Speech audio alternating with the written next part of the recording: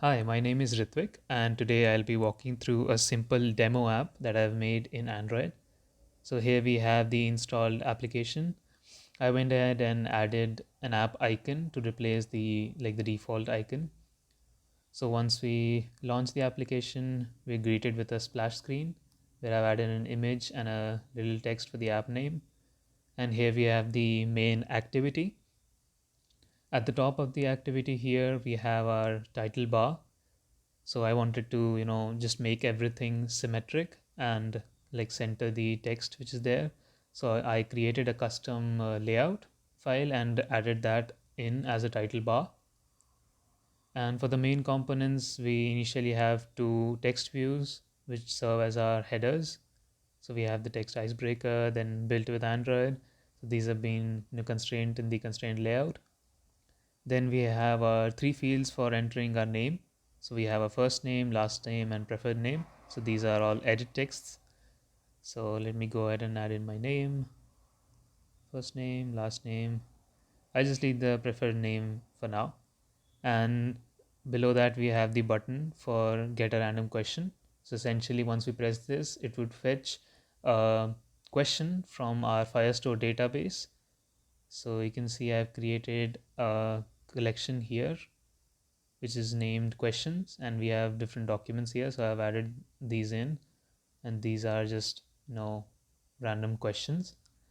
So once I click the button, I get the question which is at random. So if I like try pressing it in for multiple times, I'm getting different question each time. And we have a question here. So what is my favorite anime? I'll just say Cowboy Bebop. And once we have all of our details filled in, if I go to click submit, this should essentially write all of these details into a collection called students in our Firestore database. So if I try to submit it now, I've added in a check as well. So we're just getting prompted that one of the fields is not filled in properly, or in our case, it's not filled in. So I'll go ahead and just write my name as Rick or something.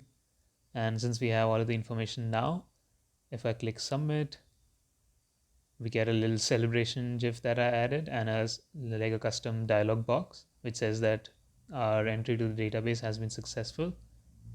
And if I go over to my Firestore page or my Firestore console and I refresh the page here, we should see, yep, we have a students collection which pops up, and we have one document in it, and these are the questions or the responses that I've entered just now.